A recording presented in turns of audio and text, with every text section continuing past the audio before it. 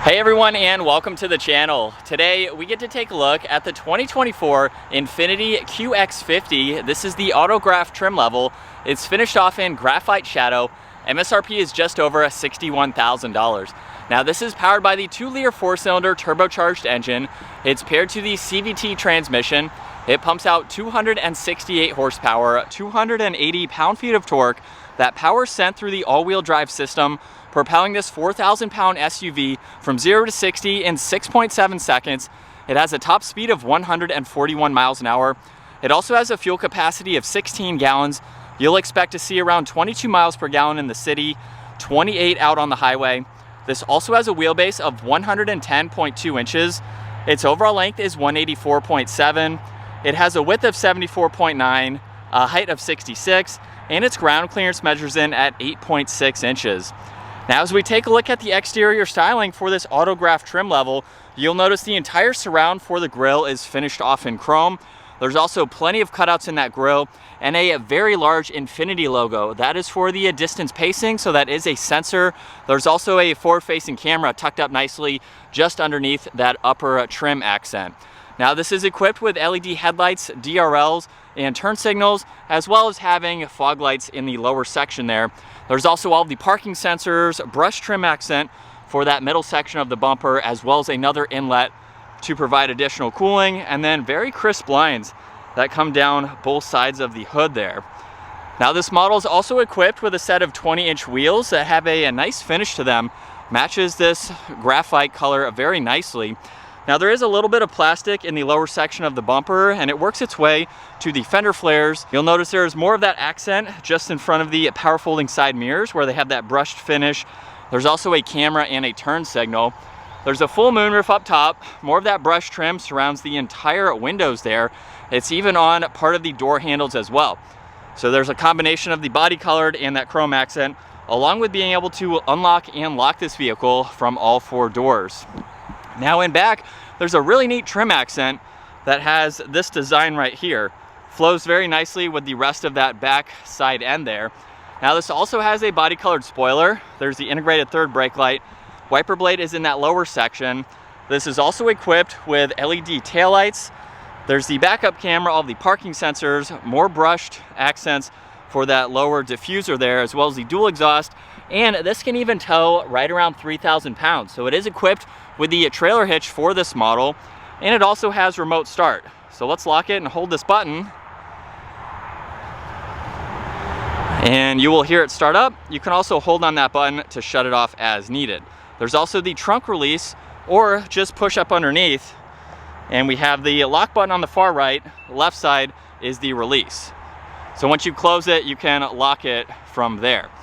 Now, in back, this is a 2-row SUV. So for the cargo space, which is lined in brown carpet, which is an interesting thing to see, you have quite a lot of space. Up underneath the floor, you can even lift this up, where you have a little bit more hidden storage to place any items. There's also the area where you can place that cover, so you can slide it and lock it in place. And you can even fold these seats down from the back cargo. So just pull on those handles. Both of them will fold relatively flat, or you can place in a lot more items as needed. There's also some tie-down hooks, so you can secure any of those items. Now, you can also lock it from up top, or just push that button on the left side to just close that lift gate. Now, as we work our way to the interior, this has a really interesting combo. So you'll notice that there's white leather, there's also blue suede, and then brown leather on the top. It actually works really well with those colors. There's the manual adjusting sunshade, Bose audio for this model, and a little bit of storage in the lower section there. And then that white continues its way to these leather seats, which can be reclined, so that's all the way up versus all the way back. And at 5'10", I'd say I have a good bit of space. There's storage pockets behind both front seats. You have climate vents along with your temperatures. These are heated seats, and then there's auxiliaries down below. And I have around 2 or 3 inches between my head and the brown Alcantara headliner. Definitely a colorful interior, but looks really nice. Right in the middle, there's the armrest along with 2 cup holders, a little bit of storage. You could place your phone if you need to. And then there is a very large pillar right there on both sides. So it is large, but you have that cargo window there. So from the driver's seat, it's pretty easy to see around, but still provides you with a lot of light for your backseat passengers. Now up front, the door panel is just like the rear. However, there's the addition of this trim accent along with some chrome. There's the memory seating adjustments, side mirror controls with your power folding option, all the window adjustments, and then a little bit more storage in that lower section. Infiniti is also an illuminating badge, which is nice. And then the front seats have the black running down those lateral supports. They are automatic, so all those adjustments are down on the side. And then once inside, we have a brown leather steering wheel with some of those brushed accents. Now let's start this back up and we can go over the rest of this info. So this has paddle shifters on both sides. On this right side, there's cruise control along with distance pacing. If you push on this button, you can actually pull up your forward sensors along with your lane keeping assist and your blind spot, which is nice. And then these arrows here will go through the rest of this information. So as you can tell in that lower section, you have this menu here where you can go through all of this. So you have quite a lot that you can get into. You have home, music, there's also the compass, you have your speed, tire pressure that you can look at, fuel economy, a few of the safety features and technology that you can look at. There's some more info, and then we're back to the few that I just went over. So quite a lot to go through. On the left side, there's your engine temperature and tach, right side miles per hour and the fuel level. And then on this left side, you do have adjustments for your volume, Bluetooth controls, and you can go through some of the audio presets with this control here. Now on the left side, this does have the steering assist. There's also parking sensors, the head-up display, liftgate release, and then fog lights, headlights, and dimmer switches. You'll notice some brown accents surrounding all of that. There's more of the blue wood trim and then brown leather for the dash. The head-up display, when it's on, just shows your miles per hour along with the speed limit sign, and then if you have some of the safety features on and the lane keeping assist. Now right in the middle, there's two air vents with a screen right in the middle. Now this is a touchscreen system, but it's much more or easier to use these controls down below. So you have a shortcut to the camera along with your map and voice, and then this rotary dial to go through. Now currently you'll notice audio on the left side and navigation on the right. If I push on this map and voice button, now we can scroll through, and this is what you can look at the screen. So even if you want to go into fuel economy, you can pull that up on the left side and still have the nav on the right, or put the map in full screen there. So you can go through all of these, and again, it is touchscreen, so you can just simply click on that to go through all of that, and you have some settings that you can look at as well. So it's mainly for the navigation, and then of course pulling up the camera system, so you can bring that up to monitor your visibility. Now there's another screen underneath that. This will go through all of these icons here. So you have some quick guides, you have some settings, you have some information in your phone, driver assistance, and then this is how you can actually input the navigation as well. There's a few buttons underneath that, so you can get into your climate adjustments, get back to your menu, even pull up your audio down here. And then on the left side, there's temperatures, fan speed, heated and ventilated seats, and then right side you have all of your passenger adjustments as well as a few defrosters. There's also the hazards, even a CD player right in the middle there, and then you have your volume adjustments just underneath that. Now this is equipped with wireless charging, there's auxiliaries and cup holders, and then in order to put this into reverse, we'll just push this forwards where it's finished off in brown. You have that backup camera like I showed, along with camera systems for the side view mirrors. If I put it into drive, now we have the forward-facing camera up here. There's also the manual setting, and then park is located on top. Now this also has a few different driving modes. So by using this toggle, you can go between personal, sport, standard, and eco. It's basically just going to modulate your throttle for that. There's auto hold with the e-brake. More of the blue suede also works its way all the way to the center armrest, where you open this up and there's a good bit of space. Very deep compartment on one side, a little bit of storage on that other side. There's also plenty of storage in the glove box. And then up top, there's the rear view mirror with your garage door buttons. There's also a sunglass holder, dome lights, and then controls for that sunshade and the sunroof. And then as far as visibility goes, like I mentioned, there's that pillar right there, but you can see out of the cargo window as well as the very back glass. And then you can even look over your left shoulder here. So it's really not all that hard to see around. As we set off now behind the wheel for this Infiniti QX50, this is the first time that I've been behind the wheel for this vehicle. We've had the QX60, which is a little bit larger than this, but first time in the 50 here.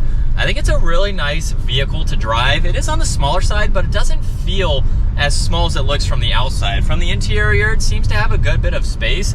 And for this particular model too, we have a lot of colors going on, but it gives it a really cool vibe with the blue, brown, the white, some of the trim accents. It's a really neat spec. But as far as driving this with the miles that I've put on it so far, it's been a really comfortable vehicle. I don't really have any issues with it. The one thing I will say is this upper screen. It's nice to see that it's separated, but it just gives you, I guess, a minimal amount of information. So you have the navigation mainly and some turn-by-turn directions, which is nice for the navigation. I just wish there were a few more features up top. I don't know. Let me know your thoughts on that split style screen. I think they just need to be a little bit larger, but it's nice how, I guess you could argue too, that they're nicely integrated into this center area. So I just wish there were a few more features for it, but it's nice for what it has. Other than that though, everything's laid out well. For $60,000, you're getting a lot of nice materials, you're getting a lot of nice standard safety features too, and you're just getting a nice drive. So if you're not looking for a large vehicle, one that can still tow, 3,000 pounds is pretty adequate for if you have to tow a lawnmower or four-wheelers, a jet ski, something like that. You can still use this for purposes like that. So it's still a functional, smaller size vehicle if you're not looking to tow a lot of items or heavy items either. But it's a good city vehicle for driving around. Maneuverability is nice. It's easy to see out of. I do wish it had that digital rear view camera. I'm not sure if any Nissan models have that integrated into it yet, but that'd be nice to see, especially for the price of 60 grand. And then we'll put it into sport mode here and give it an acceleration.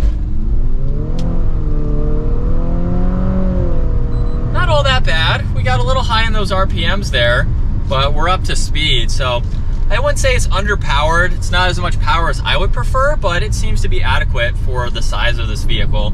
It's not all that loud either. You hear more of the engine under the acceleration than you do anything else. And we're still in sport mode, so from second gear we can use the paddles. Here we go. Wow. The paddles are actually very responsive. I was not anticipating that.